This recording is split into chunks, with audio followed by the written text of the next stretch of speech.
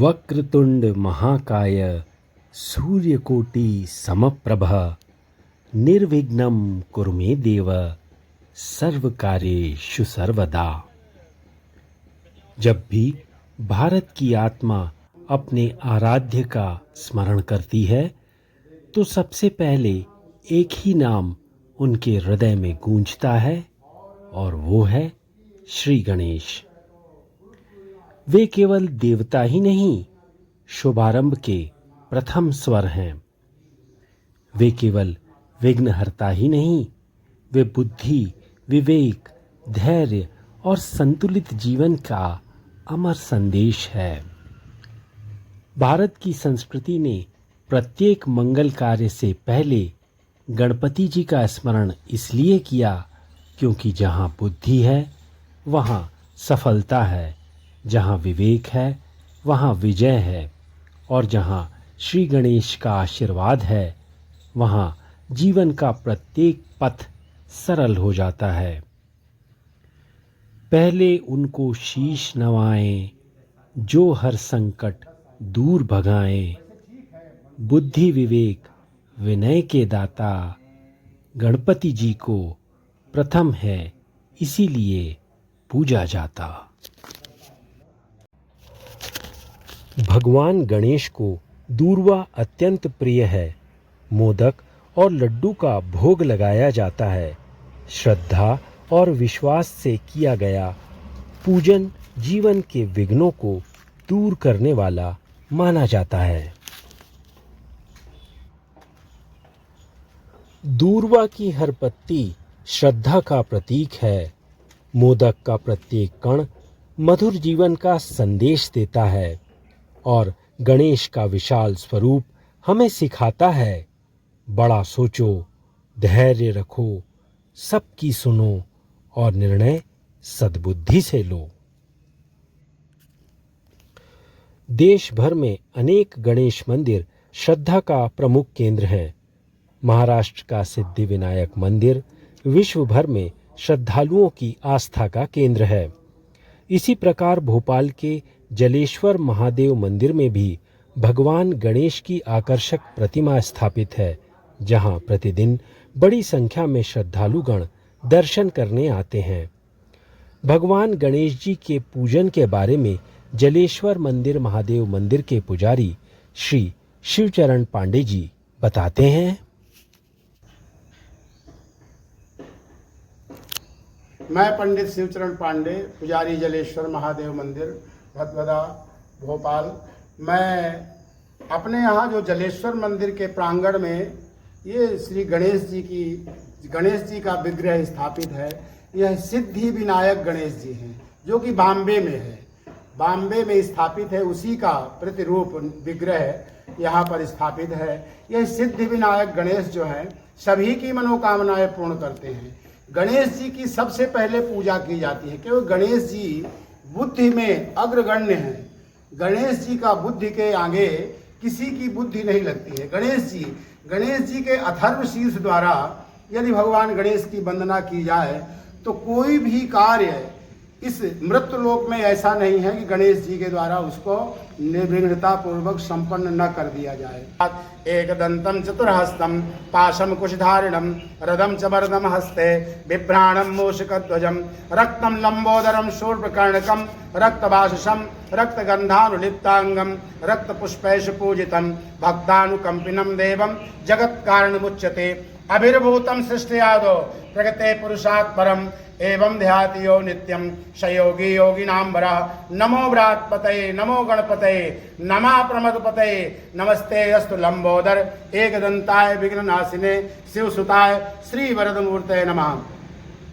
गणेश जी का जो अथर्व शीर्ष में वर्णन किया गया है, भगवान गणेश के अथर्व शीर्ष के वर्णन से भगवान गणेश के लिए इस मृत्युलोक में कोई भी कार्य ऐसा नहीं है जो असंभव है। बताया गया है प्रातः में यदि गणेश जी का स्मरण कर लिया जाए अथर्व शीर्ष का तो रात्र में किए गए पूरे पाप नष्ट हो जाते हैं। सायं कर लिया जाए तो प्रातः में किए गए पूरे पाप नष्ट हो जाते हैं। सायं प्रातः दोनों टाइम कर लिया जाए तो पहले किए गए सारे पाप नष्ट हो जाते हैं।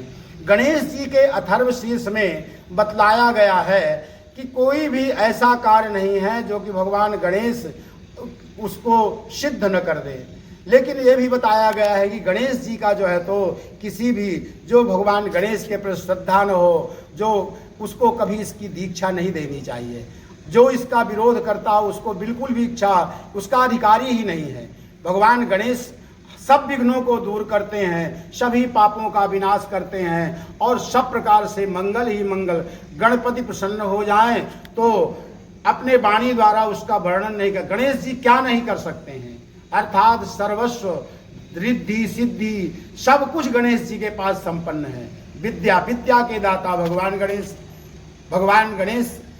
गणेश की व्याख्या अथर्वशीर्ष में सब कुछ बताया गया है कि बिल्कुल भगवान गणेश का, यानी हम जो कुछ सुने अच्छा सुने, देखें अच्छा देखें, करें अच्छा करें, सब कुछ भगवान गणेश की वंदना। भगवान अतुलनीय हैं, भगवान गणेश बड़े दयालु हैं। भगवान गणेश के विग्रह में चूहे का निशान रहता है उनकी ध्वजा में, और भगवान हमेशा मृत्यु लोक के प्राणियों के कल्याणार्थ ब्रह्मा विष्णु रुद्र अग्नि वायु हर स्वरूप में हर तरह से भगवान गणेश मृत्यु लोक के प्राणियों के उद्धार के लिए तत्पर रहते हैं। भगवान गणेश से प्रार्थना है जिस प्रकार हमारी मनोकामना पूर्ण किए ऐसे सभी की मनोकामना पूर्ण करें। बोलिए सिद्धि विनायक गणपति महाराज की जय। हर कार्य में, कोई भी कार्य हुआ, भगवान गणेश के बिना पूजा अधूरी है।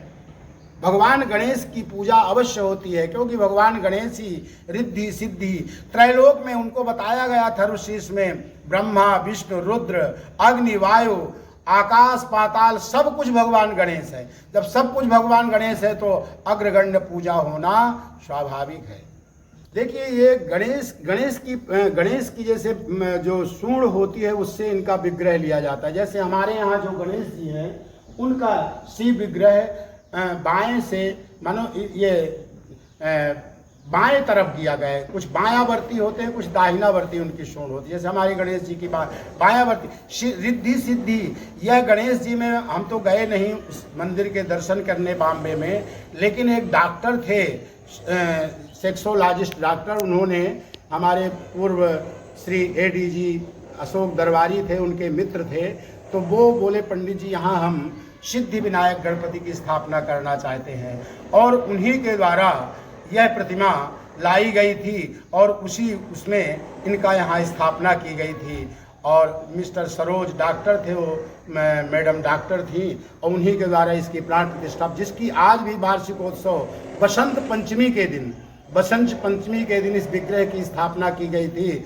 जिस समय मैं मंदिर में यहाँ पर पहले भी पुजारी था सेवा में रहते हुए, उस समय भगवान की कृपा से हमारे द्वारा पुलिस विभाग में और कई आचार्य थे, सबको बुला करके इनके शिव विग्रह की प्राण प्रतिष्ठा की गई थी। मिट्टी से ही गणेश प्रतिमा बनाना चाहिए। गणेश प्रतिमा का विग्रह तो सुपारी से ही बन जाता है।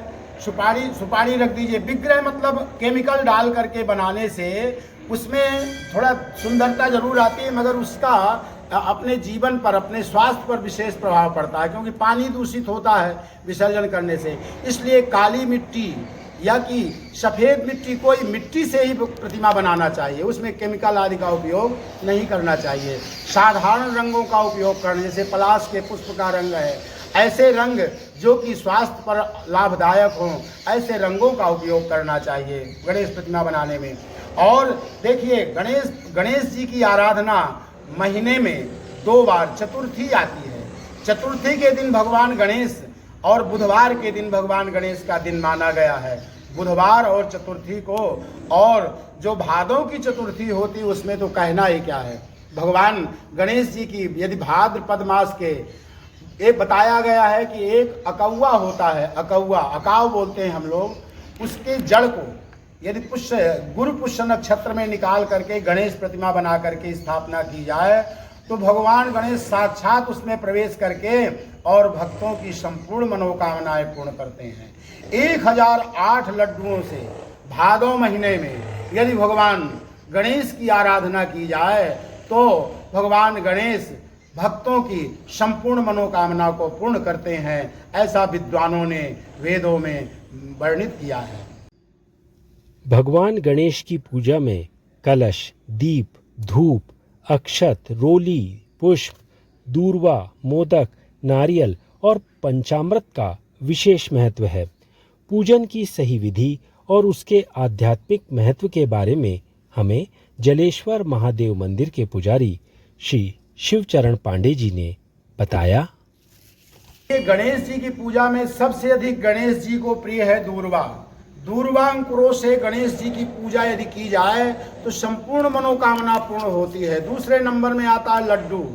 वही बताया कि यदि आप भादो मास की चतुर्थी जो आती है उसके दिन यदि 1008 लड्डुओं से आप भगवान गणेश का अथर्वशीर्ष के साथ यदि जो उनको अर्पित कर दें, वैसे अर्पित कर दें तो संपूर्ण मनोकामनाएं पूर्ण होती हैं।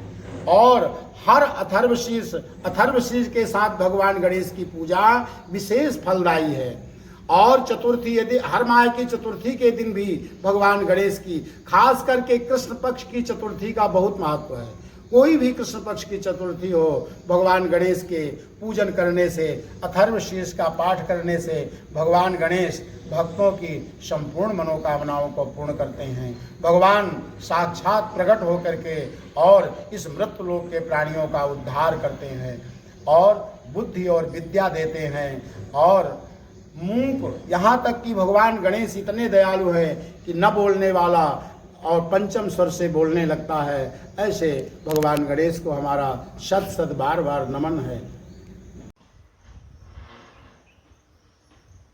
वरिष्ठ साहित्यकार श्री महेश सक्सेना जी गणेश जी की पूजा एवं भक्ति के बारे में कहते हैं कि आप देखिए, ओम नमः शिवाय गणेशाय नमः, है ना, शिव जी के पुत्र हैं वो। ओम गणेशाय नमः हर कार्ड पर लिखा रहता है। और वक्रतुंड महाकाय, वो जो पूरा उनका जो श्लोक है वो भी हर कार्ड में आज हमारे भारतीय समाज में प्रचलित है। तो शादी ब्याह हो या भूमि पूजन हो, मकान में गृह प्रवेश हो, कोई भी कार्य जब हम नया करते हैं तो उसमें सबसे पहले प्रथम पूजनीय जो किनको माना गया है वो हैं गणेश भगवान है। गणेश जी की पूजा अर्चना की जाती है, उनको याद किया जाता है। स्वतंत्रता आंदोलन के समय जब देश को एकता की आवश्यकता थी, तब लोकमान्य बाल गंगाधर तिलक ने सार्वजनिक गणेशोत्सव की शुरुआत की। यह केवल धार्मिक आयोजन नहीं रहा, बल्कि समाज को जोड़ने और स्वतंत्रता की चेतना जगाने का एक सशक्त माध्यम भी बना। आप ये देखिए कि गणेश जी को का पूजा अर्चना को प्रचलित करने के लिए देश में राष्ट्र एकता से जोड़ने के लिए सबसे पहला प्रयास अगर किसी ने किया तो वो लोकमान्य तिलक, जो बाल के वो थे वो।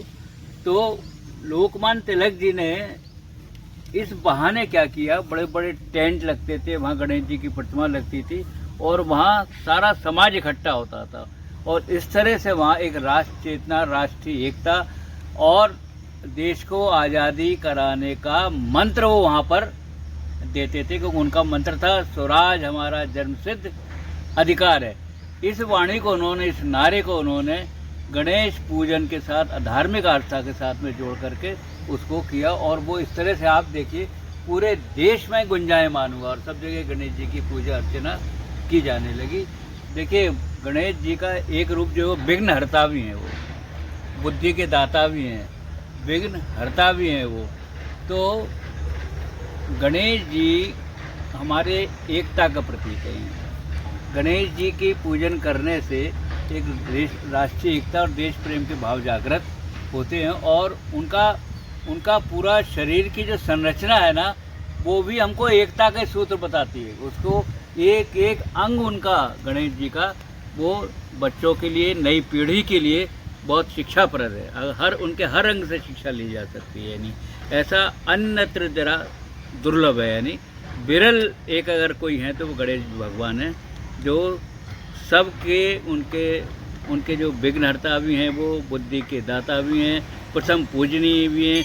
और विश्व की सबसे बड़ी दौड़ उन्होंने ही जीती थी, माता पिता के बस केवल चक्कर लगा करके। तो कितना बड़ा संदेश वो भी देते हैं।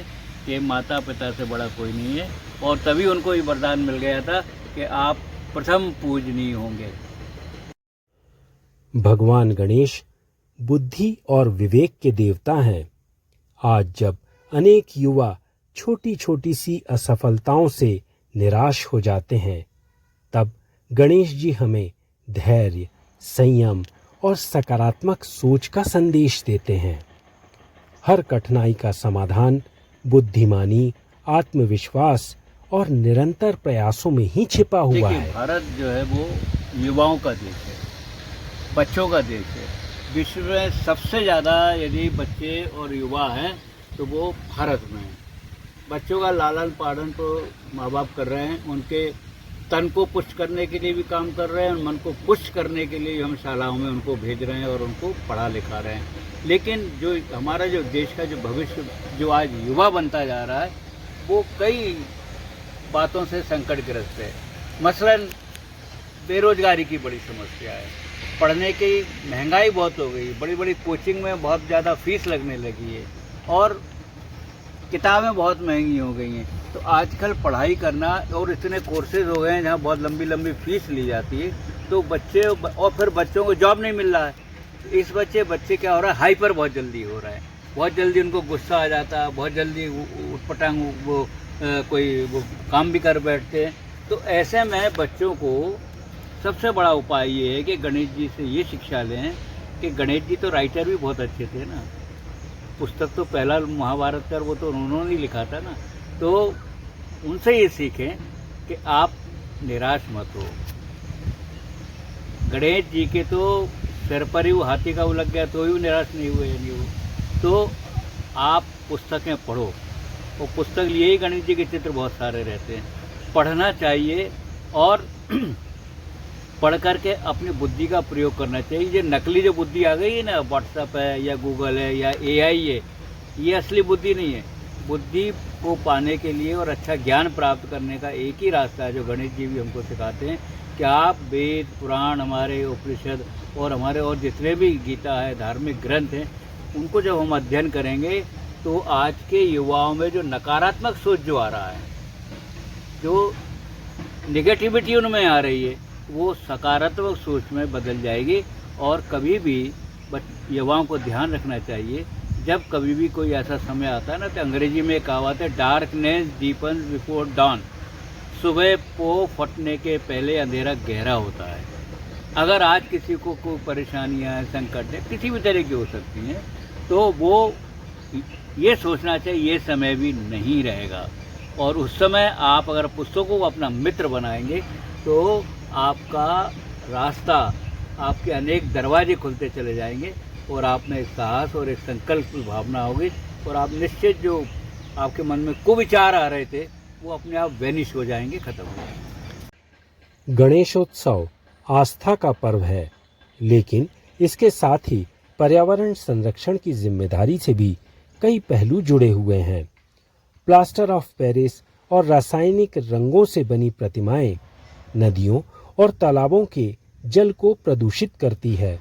इसलिए हम सबका यह दायित्व है कि मिट्टी की प्रतिमाओं का ही हम उपयोग करें, प्राकृतिक रंग अपनाएं और निर्धारित विसर्जन कुंडों में ही प्रतिमाओं को विसर्जित करें। भक्ति वही है जो प्रकृति की रक्षा भी करे। गणेश प्रतिमा, गणेश चतुर्थी जब आती है, गणेश जी का पर्व आता है, तो उसमें हर घर में गणेश जी की प्रतिमाओं को लाया जाता है। और इतनी रंग बिरंगी गणेश प्रतिमाएं बाज़ारों में हमको दिखाई देती हैं। और कुछ जगह केवल एक रस्म अदाई के लिए कभी कभी बच्चों को कुछ सिखाते हैं कि मिट्टी के गणेश जी बनाना, लेकिन असल में जो बनाना चाहिए वो मिट्टी के ही गणेश जी बनाना चाहिए। ये जो मिट्टी हमारी धरती है, देश की जो धरती है, उससे गणेश जी जब बनाएंगे तो एक तो हम बनाएंगे तो हम भावनात्मक तरीके से भी गणेश जी से जुड़ेंगे। जब उनके सूंड बनाएंगे, जब उनकी छोटी छोटी आँखें बनाएंगे, जब उनका एक दंत बनाएंगे, मोटी उनका पेट बनाएंगे, तो हम कितना उससे उनको बिठा लेंगे, नीचे चूहा बनाएंगे, तो एक एक उनके अंग से हम बड़े प्रेम से और लगन से, लगाव से और प्रेम से और आस्था के साथ में हम उनको निर्मित करेंगे। और वो जो रेडीमेड बने बनाए काय काय के कौन से प्लास्टर ऑफ पेरिस और क्या क्या चीज़ें आती हैं, उससे बने हुए जो गणेश जी मिल जाते हैं और कितना कलर करते हैं उनके ऊपर, कितने रंग बिरंगा गणेश जी को कर देते हैं। और वही गणेश जी उन सरोवरों में बहाए जाते हैं जिनका पानी नल के द्वारा हम सबको प्राप्त होता है। उन नदियों में बहा दिया जाता है जो डैम में जा कर के मिलती हैं जा कर के। तो ये जल ही जीवन जो हमारा है ना, इसको भी तो हमको ध्यान में रखना चाहिए कि हम जल को प्रदूषित नहीं करें, जल को प्रदूषित नहीं करें, इस बात को ध्यान रखना चाहिए। क्योंकि ये जो केमिकल्स है ना, ये अगर हमने पी लिया पानी उसको, तो वो पेट में जाकर के कितने विकार, कितने रोग उत्पन्न करेगा कि इलाज कराना भी मुश्किल हो जाएगा।